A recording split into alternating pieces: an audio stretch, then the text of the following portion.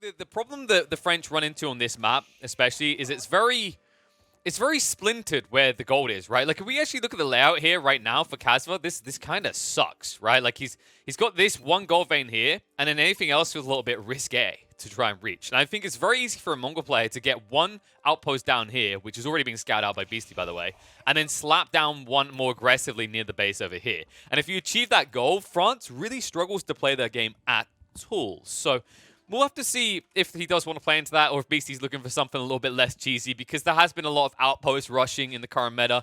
It's kind of surprising, because I think we've got a patch coming out very soon. And I don't believe, if I recall correctly, there was anything in there to address the new rampant issue of outpost spamming that we've even seen civs such as the Roost take part in, which is just absurd and previously unheard of. So, opening-wise, Beastie hasn't... No, he is, yeah. I was about to say, there's no way he's going to chill back here. It is going to be the Rax drop. It probably is going to be a move out of the villages straight away. Kasva's going to have some sort of tweak in his plan. I'm kind of worried for Kasva because he's not on wood yet. Right? Like, he hasn't got a single person working wood. He's not trying to get the straggler tree. He's not getting a lumber camp down. And you're playing against Mongols, so you have to have this kind of anticipation that this will be in your base in a few minutes' time. We'll see how he actually chooses to address it here. As for Beastie, I think, like, the play's probably going to be to try and move out with... I think he'll just push as many spearmen as possible up until at least 10. And then he'll look to bring a villager forward and drop an outpost. I reckon the first one will likely just have to go directly over this gold vein at the back. The one on the west side is going to be like the secondary, so you can address that later. It's much easier as well to fall back and address that afterwards. My issue right now is like Kasva, you're up against Mongols. You have to anticipate this aggression is coming, and he hasn't got wood yet. Like, this is such a big detail right here. This could really come to bite him in the ass in a few moments. You can already see the spearmen and the villagers moving across 2 villages, in fact. And although the timing has slightly changed with the change to the cost of outposts for Mongols now being 100 wood compared to 70, you know that timing is still going to be very similar, right? It's going to be delayed by an extra 20 seconds maybe, but they are going to come looking for you. And it looks like Beastie, he's going to go for the kind of retracted option here. Not the biggest fan of this. I think in his mind, did he actually scout out the other? No, he didn't. Okay, there we go. That's why. I was about to say, I don't think he scouted out this back gold vein, and that's why he goes for the western gold vein first. I love this detail from Kasva, though. Look what he done. He actually burnt his own mining camp down, not wanting to give over the 50 food and 50 gold because he realizes it's something he doesn't want to have to defend. So this is actually really cool. So this should be an immediate tech up into going for an archery range. My concern is that Kasva has neglected to protect this wood line. And this is his only wood line. This is cursed, actually. I think Beastie, he realizes something here. He doesn't need to lock out the gold to win this, actually. That'll come naturally, right? By the 3rd, 4th, whatever outpost. If he uses double outpost to nullify the gathering of wood from Kasva's eco, Kasva is going to be starved very hard in this game. Because when you look at these wood lines, they do not favor him at all. Like, you can actually see, if you look on the other side, like Beastie, he's got these 4 back options on either side, one further back. Kasva only has these 2. The next one further back is basically centralized. It's not even really anywhere near his base. It's kind of absurd. And yeah, there it is. Dude, Beastie is so big brain on this. I know so many players that would have just seen the gold, and just like me, I mean, like, you know, I'm just a simple-minded peasant. Whoopsie daisy. I literally sat there and went, oh, yeah, he's going to try and, like, eliminate the gold. The gold's fairly, like, you know, tappable and counterable, like, in this game to stop your opponent getting on it. But he understands this is 10 times more important. Wood wins this game, 100%. Because if you're spamming Spearman, the only counter that he can really get out is archers. And he won't be able to afford archers with just 3 straggler trees. I mean, make it 2. He won't even get this 3rd one over here. And that means he'll have to go into risky territory. And that is where you can actually ambush him with the spearman. You can chase him down. The village will be hard out of position. This is tough. I'm curious to see what Kasva's solution is going to be. He's dropping the archery range now, but he's going to have finite resources. Look how much he's plucking out of this single tree. That's everything. And, well, Beastie, the only thing he's missing right now, he still hasn't teched up. So this could hurt him. I'm looking at it right now. Beastie isn't even trying to tech up. He's finally switching over now, but this is going to give room. Kasva, he sneaks in on the northern side of this tree line. Beastie kind of missed the trick here. He needed to dial back. Instead, he wrapped around the other way. He's trying to deny the gold now, but it does mean that Kasva will be able to get on the wood. In the meantime, he moves out for the outpost. Okay. Kaz was smart. This is smart. So many players would not want to risk their eco early on. They wouldn't want to sacrifice gathering rates to do this, but it's so big that you do this. It's actually going to alleviate pressure. It's going to secure the wood line. It's going to give you secondary option on the gold veins, and then you basically have a way to kind of weave in and out your base. Also, it cuts off this streamline, right? BC won't be able to just shift new troops through under protected territory anymore because that critical outpost is removed from the equation. And now the archers coming out means it's really frustrating for BC. And there's the movement out of villages across onto the outpost. Nice efficiency to keep them building up houses in the meantime. While the archers will be chased, they will trade fairly well as they reach under the TC and start sniping out spears. And BC is going to be late on this tech up. It's finally underway. 7 villages working on it. Yes, he did get that eastern outpost down. It's just not really serving any purpose. And I love the way that Kaz has been efficient with where he's placed buildings, right? We talked about the mining camp that he deleted himself. We now talked about like how condensed he is. How this lumber camp is not really going to be assailable at any point soon for Beastie. It's all about preventing that power creep through economy benefits, right? Because what Beastie wants is he wants to use stone, his passive stone gain, to push out an army early that then goes and raids buildings and then gives him free cash, right? He gets gold and food every time he burns these buildings with the raiding benefit of Mongols. And when you think about it that way, like, because it's passive stone gained, it's essentially just a way of actually getting surplus economy, right? Over time, you end up making a good trade out of it. But Kazva denies him at every turn. And that late tech up is why this was the case. I think BC jumped the gun with the third outpost. I think if he'd been a little bit quick on the tech up, maybe he has an opportunity to protect these outposts. But instead, good move out of Kazva. 7 scouts is enough to burn down the final outpost. And now he might even consider pro scouts. I mean, you are under heavy fire from the Mongols here. I wonder if it's a little bit too risque to try and like play into pro scouts. Maybe just use these scouts for this purpose in the meantime. And it looks like it's good enough to force BC away. So he's going to have to actually reset, think through a later timing. Of course, we do see Mongols doing a lot of this early Dark Age, Feudal Age rush. It's very potent, it's very powerful. It's, to be honest, quite broken. But it's not the end of the world if you fail that timing as the Mongols. You do have many other options available to you. And we've seen plenty of them, like, you know, extracted later onto the game. The most obvious one being going to Castle, and that immediate boom off the back of the step redoubt. And when we start talking about those details, I feel like considering this opening, unless Kazva ramps up into some sort of pressure game, you should get quite a free kind of curtail into Castle, easily be able to tap these gold veins and kind of crawl your way across the map. Because I've got to say, this is actually a gorgeous generation for a Mongol player in the north, right? You've got these nicely kind of retracted tree lines. You've got the deer at the back. You've got so much like protected eco space. And then when you talk about step redoubt, usually you're looking for that efficiency crawl. You want to be able to say, I'm done with this gold vein, next one, next one, next one, next one, right? You don't want at any stage turn around and go, next one's on the other side of the map. On my side, I've got to like run for age if my step redoubt doesn't move quick. Instead, in this situation, BC's going to be able to tap one here, move for a second here, move for a third here, move for a fourth here, always crawling in a direction, fifth here. Like, you see how this kind of benefits him as well, and he can play towards his central area. It all comes down to whether Kazva is going to ramp up into cavalry, though, to control and dictate the flow in this mid-game.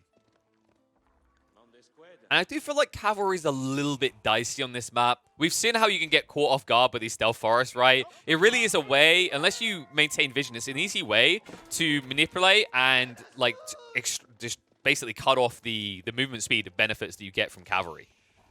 I mean, you can just see how juiced it is still for Beastie, though.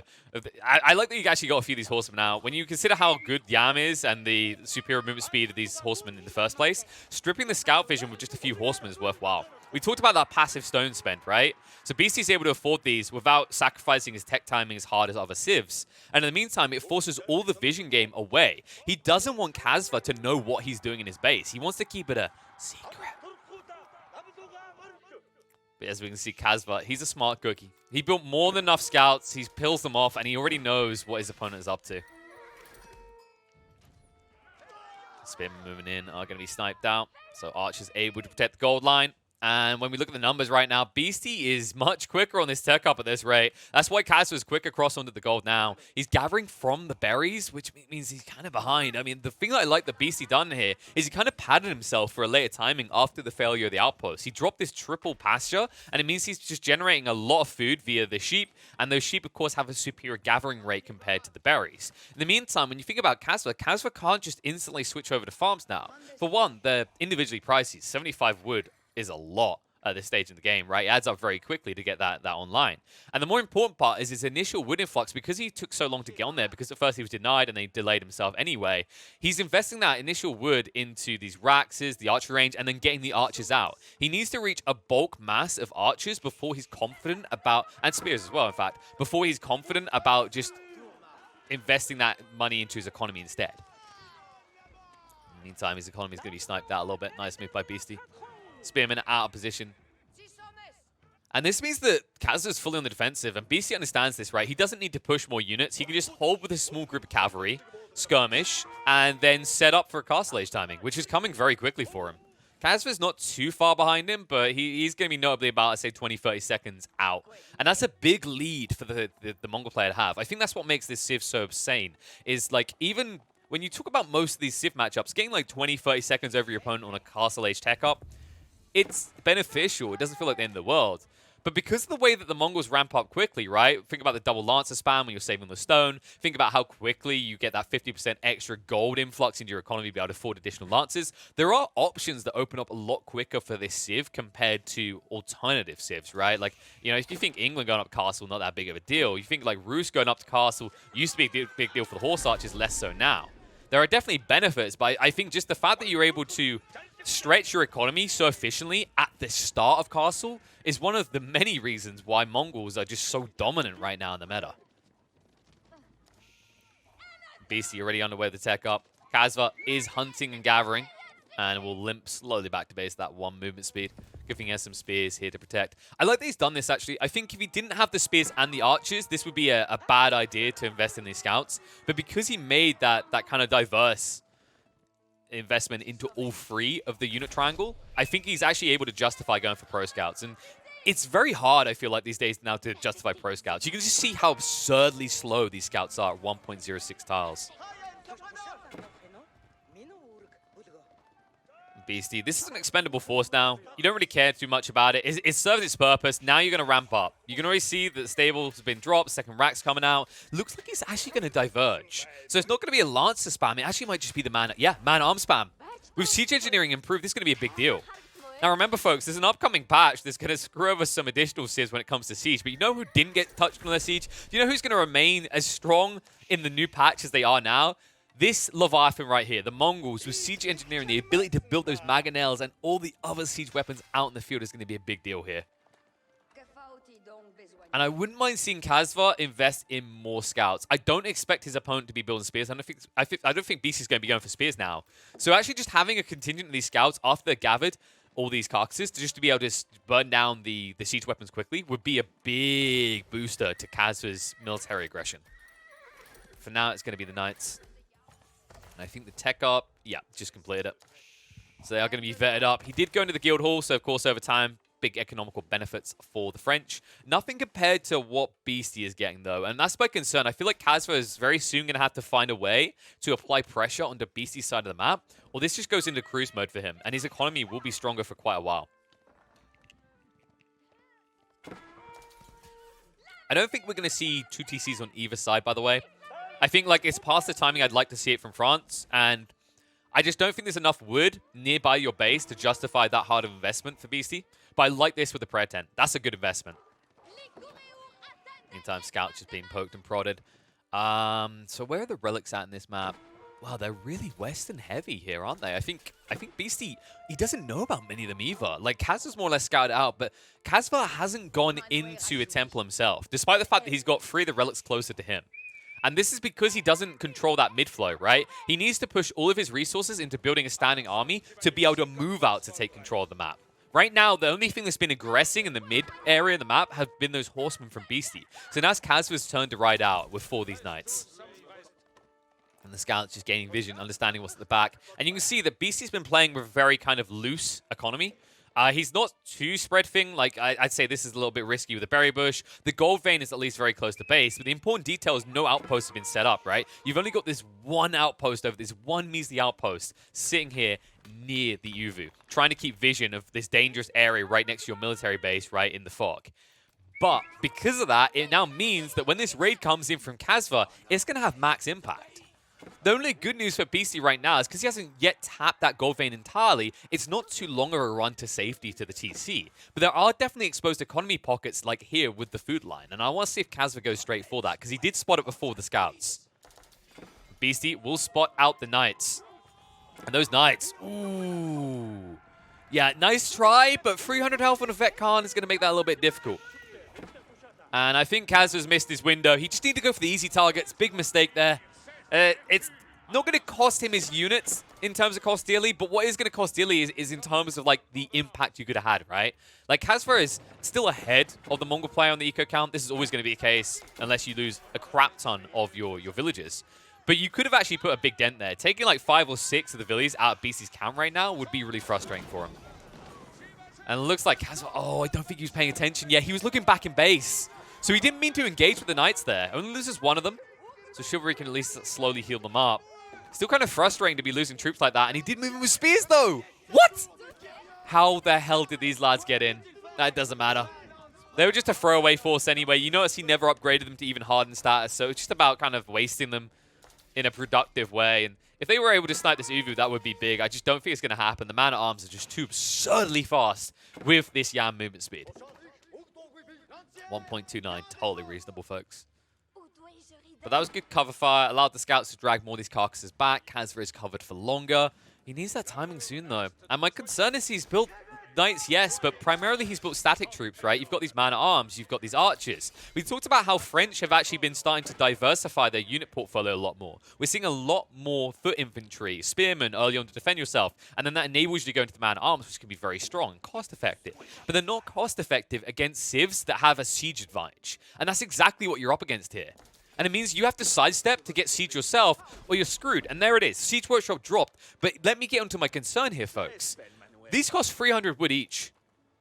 We talked about the wood limitations on this map that you're probably going to feel fairly fast. Yes, I know there's a lot of straggler trees, but that can get risky very quickly. Really, you're trying to utilize to the maximum these initial 2 wood lines, it feels like, right? And I think Beastie just has that inherent advantage because, of course, he doesn't have to spend 300 wood at a time to build more siege weapons, right? He can just build them out in the field. And also builds them quicker as a result, which is just absurd, by the way. And I think that's what might just come back to bite Kazva in the butt if he just waits too long on this. The way he could make it work to his advantage is if he flank attacks and catches his opponent entirely off guard. I just don't see him sneaking in. You can already see Beastie's patrolling these areas. And yep, straight in with the fight. And Kazva is not paying attention right now. Or maybe he is, he just doesn't care. There we go. He's going to turn around the man-at-arms now, right in with the Knights to force the garrison out.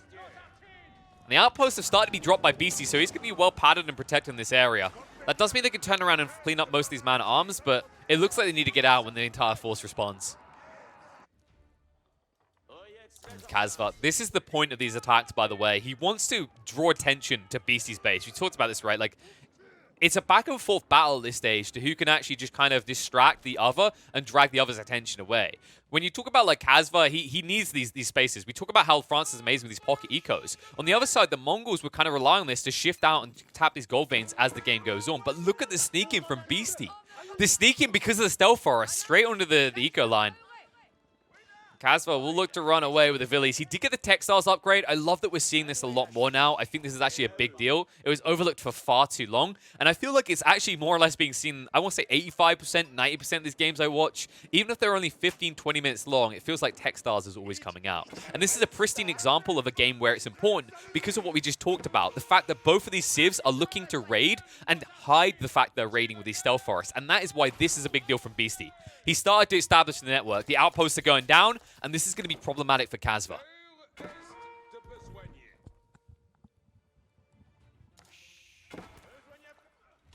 And Kazva with the late secondary team. You know, we said we didn't think we were going to see it, but I can kind of see where he's coming from now. He needs to take risks, right? He needs to run villagers out into these blind spots and just try to extract the map. Because I think what he understands is there's a risk this game goes very late. And if it does, it's going to come down to who grabbed more resources. This is an inherent advantage he can get over the Mongols, understanding that because of that high wood cost of building a secondary TC for the Mongols, it's unlikely that Beastie is going to diversify into a second TC and like boom his economy that way. Instead, I think for Beastie, it's more about the next 5 to 10 minutes and how he can tap the map the most and then push forward. And that's the beautiful thing about this outpost network. He's starting to protect his flanks from these sneaking attacks from Kazva, and also, more importantly, once he takes a victory, he's going to move across the map so much quicker than most civs would due to that Yam movement speed. And yeah, nice move out from Kazva. The other point of this TC, we talked about like moving out into risky areas. It's not just for the resources as we're seeing, it's for the outpost control. So really just everyone in this game is just carving up their areas of the map, right? They've got a map down, they're drawing lines, they're agreeing where they can or can't go. Although Beastie is trying to breach that terms of services around the back with this one here. In the meantime, Sacred Site's now going to be Kazva. How many of these, did he get any relics at all? Oh no. Has he at least got one returning? No. Wow. Oh my god. Wow. I know BC had an edge on getting the prayer temp first, but I did expect Kazva with this temple to get one, maybe two of these. Instead, BC already has 4 of these relics, and he's heading for the 5th already. And he already caps one of these sacred sites. So right now, he has 500 passive gold. And also, by the way, remember, he's the Mongol player, so he's getting absurd influxes of gold via the step readout. Kazva, now with a keep drop in the center. He's just trying to go for the sacred site push. But he has to get across the west side at some point as well. And it looks like it's going to be fail. He was trying to crawl the outpost continuously, and instead he's going to be wrapped on here. Has to address this with the Knights. And this is just a sneak to protect the Shaman. They want to get that through. Spearmen are going to force the Knights away for the moment. Fight in the center, moving in. The Mangonels are stacked here. They can't let the keep go up. Beastie's underneath it. Mangonel fire is going to come out. The hit on the Knights is good. Decent damage done. 4 or 5 of the Knights already down. Keep is going to be garrisoned now. Target coming out with siege engines. But remember, they've got the missile resistance. Springall's now being burnt down. Beastie, he moved in with the movement speed. The crossbows, the man-at-arms, they're going to be too much. Kazva will stay alive for the moment, but mainly just because Beastie doesn't want to fight under the keep. Instead, he can wrap to the east and easily tap into the base directly. So keep up for Kazva. But a big chunk of his army gone, a big investment. We talked about the wood costs here being the biggest deal, and a 3rd TC coming out from Kazva. This is incredibly greedy. We'll see if it pays off. I think that he was relying on blind ignorance from BC, but as we can see, BC is very responsible. He's splintering his forces. He's got some to defend the base, and now he's on the offensive. Mangonel's in, and they are going to rain hell. Still 4 of them alive. He didn't even snipe one of them in with the keep. House is going to be slowly raised, stripping away that vision, that kind of foothold as he builds up the Springald army, and you know you can't easily match this. This is what makes Mongols and Abbasid so ridiculous in these situations. They're on the aggressive, and usually you go, oh, if I start their Springalds out, they have to run across the map. No, they just build them in the field. It's so absurd, and I can't believe it's once again going to survive another round of patches. And Kazva, he's looking a bit lost now. He needs to be quick. He needs to build up a force and push out. Luckily, this monastery isn't going to be a loss of any importance for him because he never got a single damn relic in this game. Instead, he just stares at one. His people worship it as they Gary berries on the back line. Beastie pushing in. Doesn't even care about the sacred sites anymore. He could go to 3rd cap. Instead, he's going to look to get more aggressive. The front of Kaz's base is about to be exposed. At least he built to the back here where the valuable siege workshops are, where a lot of his economy is now. The problem is, what are you building towards, and is it going to be quick enough? Because I feel like the troops are going to keep funneling in fast. And it's this. This is the limitation. This is the thing he's waiting on the entire time. Look at his resources. He's drained on the gold. He's in Trouble Town right now, actually. Look at it. The gold. Where? I don't think he has any. No. He's barely got any right now. He's struggling heavily at this point in the game. And I don't know what you do if you can't get gold. You need so many siege weapons right now. And now the Rams coming out from Beastie as well. So many Springals. This is just absurd. And they don't even care they're being sniped. They're like, whoop-de-doo. We'll give you a few free shots and then we'll return to deal with you ourselves. Rams being constructed. Kazva looking drained to the bone. And once again, gold just seems to be the limiting factor for France. But this time, at least, it wasn't an outpost rush that done it. But still, it's the detail that matters. No access to those valuable gold deposits in the center, despite the keep drop in the center, means that he is struggling. Ram moves in. Army has to react. Kazva moving out with the troops right now. Mangonels waiting on the back line. 5 of them ready to open fire in the blink of an eye. Nice sidestep by the Knights. Kazva needs to move in, address the Springals, address the Mangonels, but there's just too much here. He's actually going to pinch himself. He's the meat in a very bread-heavy sandwich. And it is not looking good. Mangonels are really big whiffs right now, but the crossbows are good enough, and Kazva is going to be obliterated in the blink of an eye. And Beastie will take the victory on Highview. And once again, we just get treated to the pain of playing France on Highview. I mean, I say that, maybe that's a little bit dramatic. He didn't die for the usual reasons this time. That's what I'll say, right? This time around, it really came down to the gold deposits for a different reason entirely. He got access, right? He got his cake, but he wanted to eat it as well, right? I don't know why that's the saying, by the way. I use it a lot. You can't have your cake and eat it. I guess it's meant to mean that you can't keep it and then eat it like one or the other. I guess that's a deep philosophical discussion for another day. But that's more or less like where we're going with this, right? Like, you get this gold, and I think the better way to compare this is it's almost like death by diabetes. You eat all this cake, and then you just ain't ready to go on the treadmill, right? Like, he gets this initial amount of gold influx. He builds this army up. He builds it into knights. That, I think, is the worrying part, is he builds so many knights, and then he doesn't really find the value that justifies the investment.